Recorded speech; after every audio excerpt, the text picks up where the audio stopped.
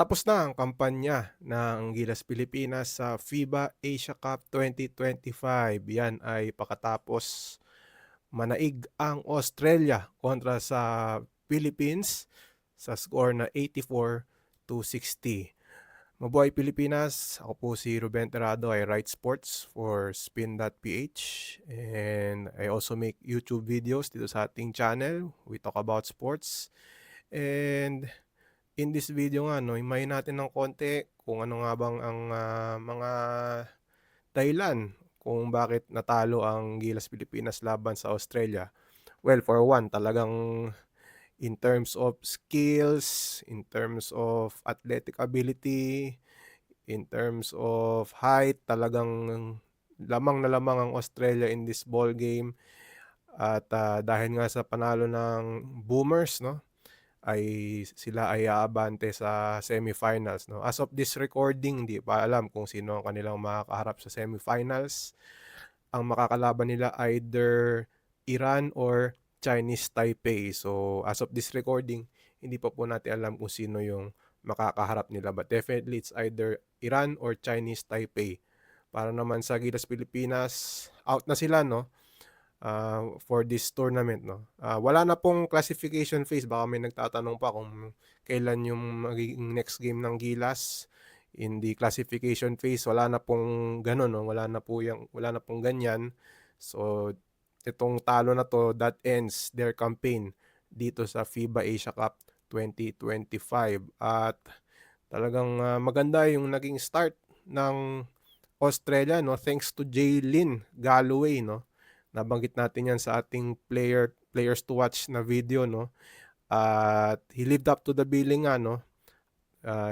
Of the former Milwaukee Buck, no, and former G League player for the Wisconsin Herd, umiscore ng 15 points on an impeccable 4 of 6 from 3-point range. So, ang taas ng percentage. He made 3 in the first quarter. At dahil nga dun sa mainit na simula ng Australia ay hindi na sila talagang hindi na nila binigay yung kalamangan sa Gilas Pilipinas. Talagang nanaig sila. They dominated the game from start to finish. At dahil nga dun sa 7 na tres ng Australia no first quarter ay doon na nga lumayo itong Australia in this game where they led by as many as 26 points, no. Ang daming gumawa, no, for the Australian team. And isa na diyan si Owen Foxwell, who also scored well, 15 points on 3 of 6 shooting from 3-point range. And then si Jack McVeigh, no, isa rin sa mga miyembro ng Australian team na dating naglaro sa NBA G League and even in the NBA. Si Jack McVeigh had 12 points, 2 of 6 from 3-point range, no. Yang dalawang yan also occurred in the first quarter na kung saan nga lumamang itong Australia ng malaki, no. And kung balikan natin saglit, no. Australia led at the end of the first quarter 29-12. So grabe yung pinakitang shooting ng Australia sa game na ito. And even Xavier Cooks na dating naglaro sa Washington Wizards in 2023 for 10 games. He had 10 points and 7 rebounds. Gumawa rin siya as one of the bigs of Australia, and we also saw yung kanyang versatility on offense na itong si Xavier Cooks na dati ring naglaro sa Japan B-League with the Chiba Jets and even played here sa Pilipinas when the EASL held their Final Four in 2024. Teammate niya sa Chiba Jets yung itong sa Japanese national player na point guard, no. Nakalimutan natin pangalan, sorry, no. But again, Xavier Cooks was part of that game or that team, yung Chiba Jets, and he also contributed in this victory, no.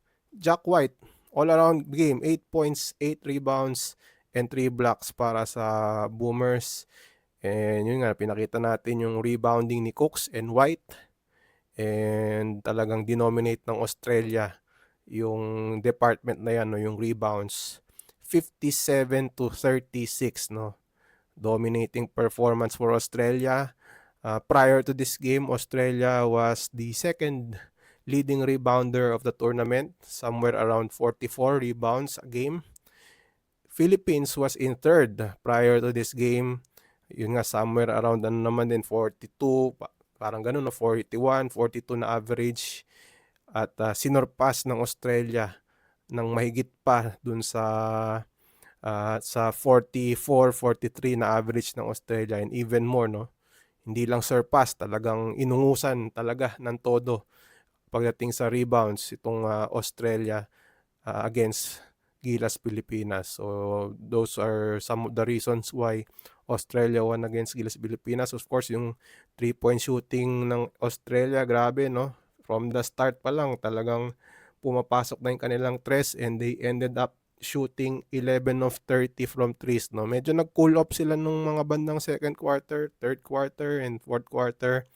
But yung first quarter explosion nila was already enough dahil yung pinakita rin ng Australia yung kanilang depensa eventually during the final 3 quarters, no? For Gilas Pilipinas, Kevin Kiambao, no? What a game for him, no? Unfortunately, natalo yung kanyang koponan, but still a good effort, an excellent effort for Kevin Kiambao. 17 points, 5 of 8 shooting from 3-point distance, and 4 rebounds. So, again, pinatunayan na naman ni KQ na even big moments like this ay maaasahan siya, and wala siyang takot to take shots. Napakatapang na bata, and again, the future is bright for Gilas, and especially for this player na si Kevin Kiambao, showing yung kanyang kalibre talaga.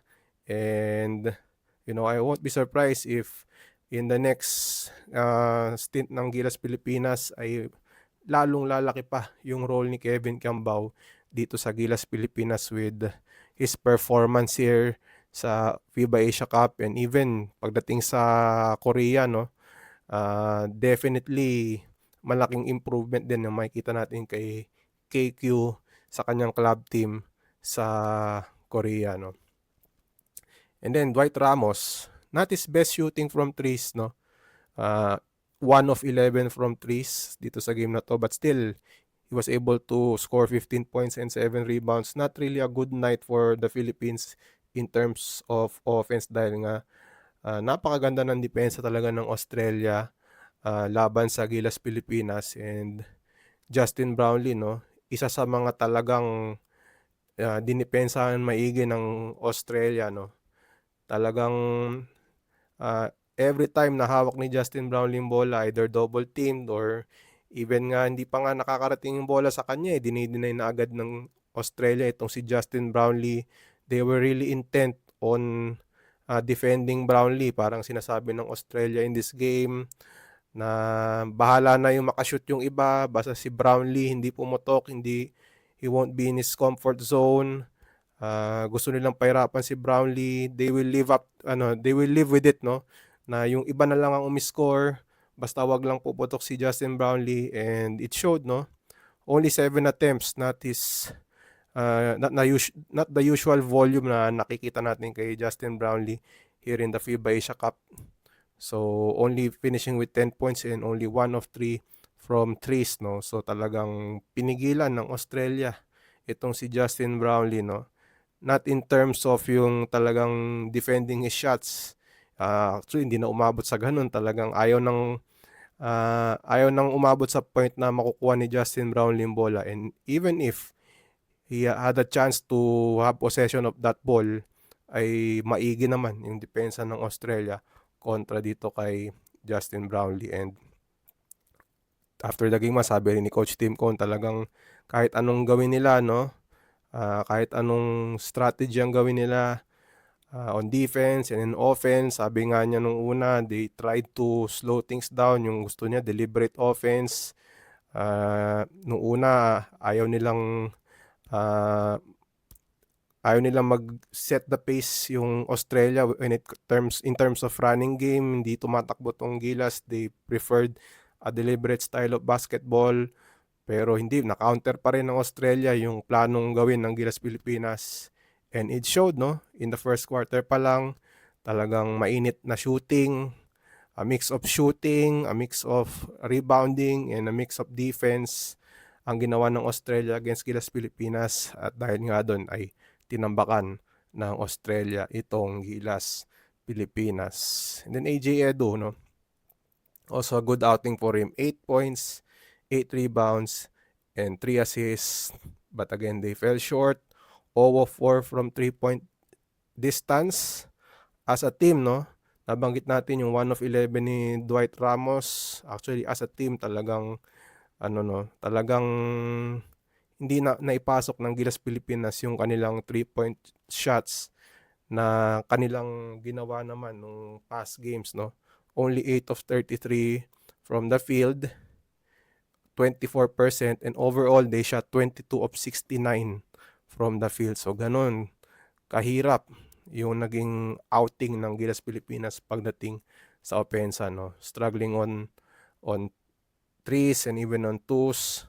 Only 11 free throw attempts, making 8 shots from the charity stripe. So really, not a good game for Gilas Pilipinas in this game. At inamin naman yan ni Coach Tim, no? After the post-game press conference na as much as nabanggit niya, no, gusto niya yung composition ng team, especially now na he feels like nakukuha na ng Gilas Pilipinas yung cohesion and yung sistema.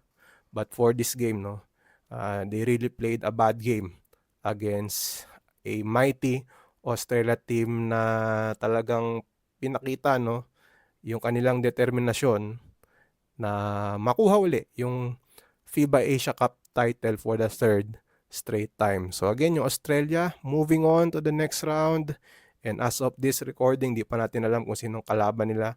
It's going to be either Iran or itong Chinese Taipei.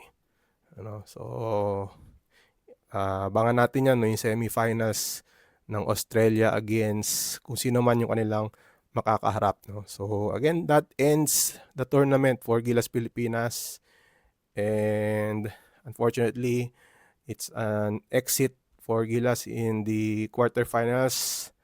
And this is, I believe, no, since nung nag-runner up tayo sa Changsha noong 2015, di pa ulit tayo nakabalik sa semis. So that's the 3rd straight time na hindi tayo makakapasok sa semis dito sa FIBA Asia Cup. But still, no, kung mayroong silver lining, they improve their 9th place finish from the last edition in 2022.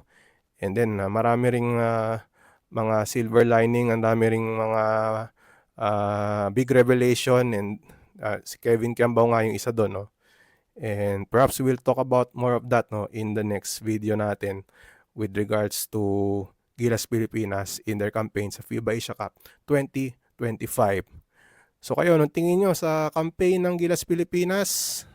Ano po ba ang kulang sa Gilas, no, after this performance in their campaign dito sa FIBA Asia Cup 2025? Ano po ba yung kailangan gawin? Do you feel like kailangan may mga changes na gawin ng coaching staff in terms of players or even the system?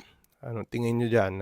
Definitely may mga comment dyan yung ating mga viewers, no? Dahil sa social media, maraming komento yung ating mga fans with regards to sino dapat ang nasa Gilas, or kung sino dapat ang wala dyan, ano pa yung kailangan nilang i-improve. Tell us about it kung ano yung sa tingin nyo on our comment section, no, dito sa ating video, no. Alright, salamat po sa inyong panonood, no, sa ating mga videos over the past few days, yung ating preview ng mga teams and even yung recap ng ating mga games. And dyan na po nagtatapos yung ating mga videos with regards to FIBA Asia Cup 2025. Maybe we will make more few, siguro mga takeaways after the FIBA Asia Cup. Titingnan natin kung may panahon tayo. But again, maraming salamat sa inyong panonood sa ating YouTube channel, and we will have more videos in the coming days, perhaps PBA news at iba pa, no, interviews habang off-season ng PBA, we will see, no? But again, salamat po sa inyong suporta. Consider subscribing to our YouTube channel and read our story sa spin.ph. Maraming salamat sa inyong pagbabasa rin sa ating mga article sa spin.ph. Okay, salamat po sa inyong panonood and we will see you next time.